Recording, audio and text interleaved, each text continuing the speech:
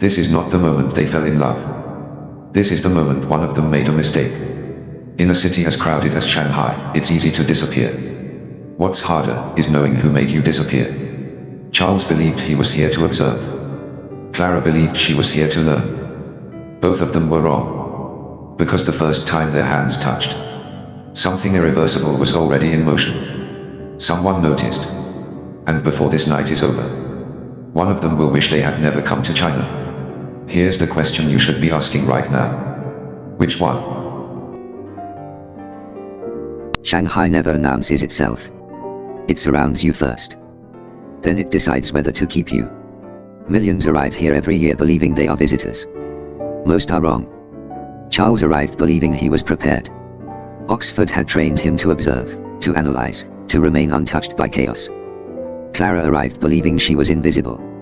Imperial College had trained her to think quickly, move quietly, and never draw attention she didn't intend. Neither of them planned to meet. Which should have been the first warning. The city watches them separately. Charles studies Shanghai like a puzzle. He memorizes exits before entrances. Counts cameras without meaning to. Tells himself it's habit. It isn't. Clara moves differently. She blends. Crowds accept her immediately, like she belongs there more than she should. She avoids reflective surfaces. Not because she dislikes her reflection. Because reflections reveal who's behind you. They occupy the same academic space. Different reasons. Same air. Charles feels the shift before he understands it. A pressure change. Like a storm preparing itself. Clara feels it too.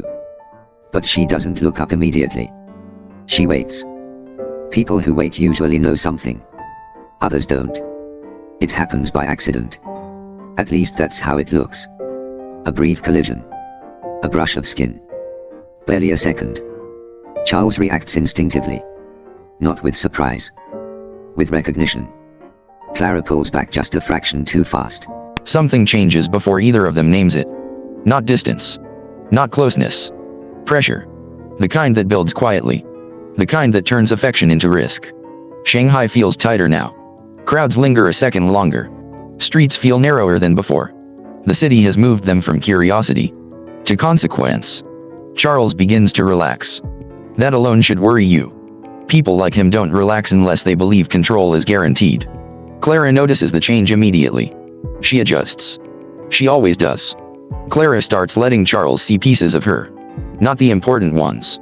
The believable ones. That's how trust is usually built. Clara vanishes for half a day. No explanation. No message. No trace. Absence becomes suspicious only when someone is expected to stay. Charles does not search for her. He waits. Waiting is not patience. It's strategy. Clara returns like nothing happened. Her pace has changed.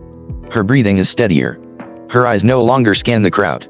Someone else is watching for her now. The touch lasts longer this time. Deliberate. Measured. This is not desire. This is confirmation. Touch is no longer affection. It is agreement. And agreements always favor someone. Immediately after, something goes wrong. A phone powers off without warning. A familiar route is suddenly blocked. A stranger lingers too close for too long. None of this is explained. That's intentional. Shanghai changes tone.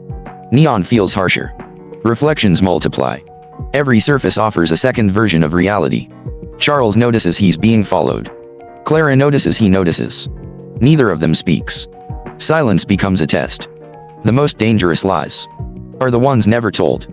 The first touch. The hesitation. The message unread. Now they feel different. Not romantic. Strategic. The past hasn't changed. But intent has. Clara nearly reveals something. You can feel it in the way she slows down. The way she stops mid-step. Some truths lose power if spoken too early. Late at night, Charles is somewhere he never mentioned.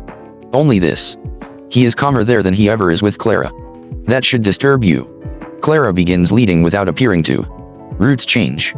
Timing shifts. Charles follows. Not because he's unaware. Because he's curious. Curiosity has ruined better people than him. They decide to stay apart. Temporarily. Temporary distance is rarely neutral. It either protects you or prepares you. Clara walks away first. Charles lets her. That's the mistake. Something surfaces. A document. A recording. A trace that shouldn't exist. Someone now knows too much. The city grows quiet. Not peaceful. Alert. Somewhere.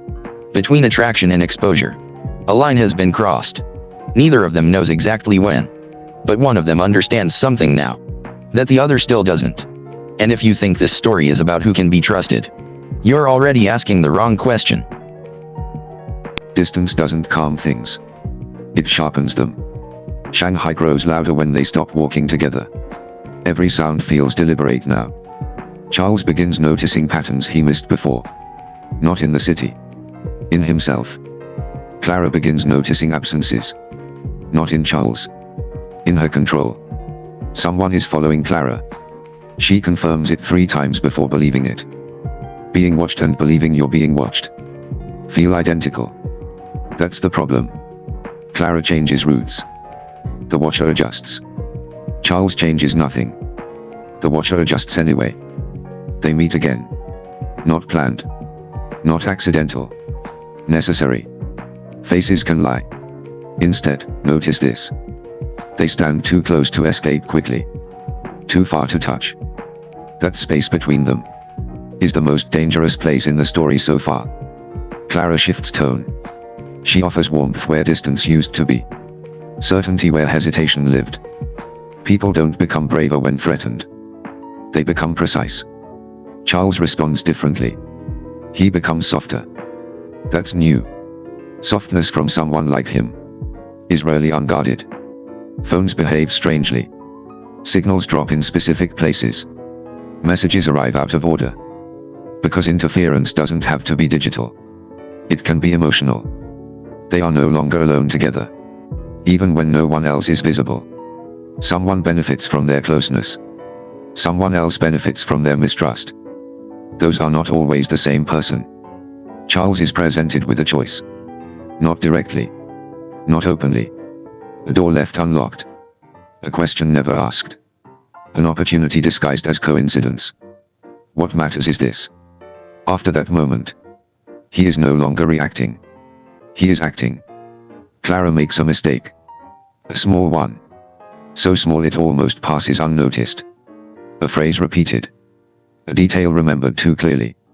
A timeline slightly misaligned. It simply notes the shift. Control, once cracked, never seals the same way again.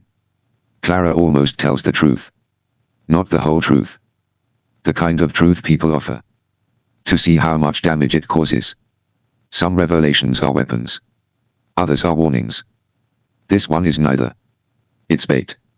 Something changes hands. Quietly. A device. A card.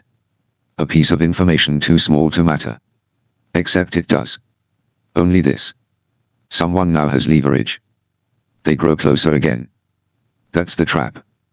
Closeness blurs suspicion. Distance sharpens it. When people stop doubting, they stop surviving. A decision is made.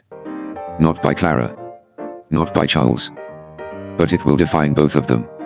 Shanghai goes still. Cities do that sometimes. Before something irreversible happens. At this point in the story, betrayal is no longer a possibility. It is a process. And the only thing left unanswered is, who started it? The city quiets. Not peacefully. Precisely. Shanghai doesn't sleep. It waits. Charles feels it first. The sense that the story has narrowed. That there are fewer exits now. Clara feels something different. Relief. Relief usually arrives just before truth does. Charles was never just a student. Oxford gave him discipline. But something else gave him purpose. He didn't come to Shanghai to fall in love. He came to observe a pattern. Academic exchange was the cover. Data was the objective. Not numbers. People. And Clara fit that pattern. Long before she knew his name. This does not make him cruel. It makes him useful. Clara's truths arrive differently. Not as a revelation. As accumulation. She altered routes. Controlled meetings. Withheld fragments of information. None of it illegal. None of it innocent. She wasn't hiding from Charles. She was managing him. Because Clara understood something earlier than he did. She was not the target. She was the variable. They each believe they've uncovered the other. They are both wrong. Most damage is caused not by lies, but by incomplete truths meeting at the wrong moment. They meet one last time. The metro station from the beginning. Crowded. Anonymous. Perfect. Hands close. Then hesitate. This touch matters. Not emotionally. Strategically. Because whoever touches first signals trust. And trust, here, is surrender. Clara steps forward. Charles doesn't move. One step closer and everything collapses. One step back and everything survives. Not happily, but intact. This ending is not about love. The touch happens. Brief. Intentional. Immediately, consequences unfold elsewhere. A report is submitted. A file is erased. A pattern is closed. Only this. One of them is now free. The other is now visible. The hand lets go. Just like before. But now you understand why. Not rejection. Not fear. Containment. Charles believed observation gave him control. Clara understood something deeper. The person who chooses when to leave controls the story. And Clara left first. Shanghai absorbs them back into itself. No witnesses. No conclusions. Just one truth echoing quietly. Some touches are not meant to be held. They are meant to be survived.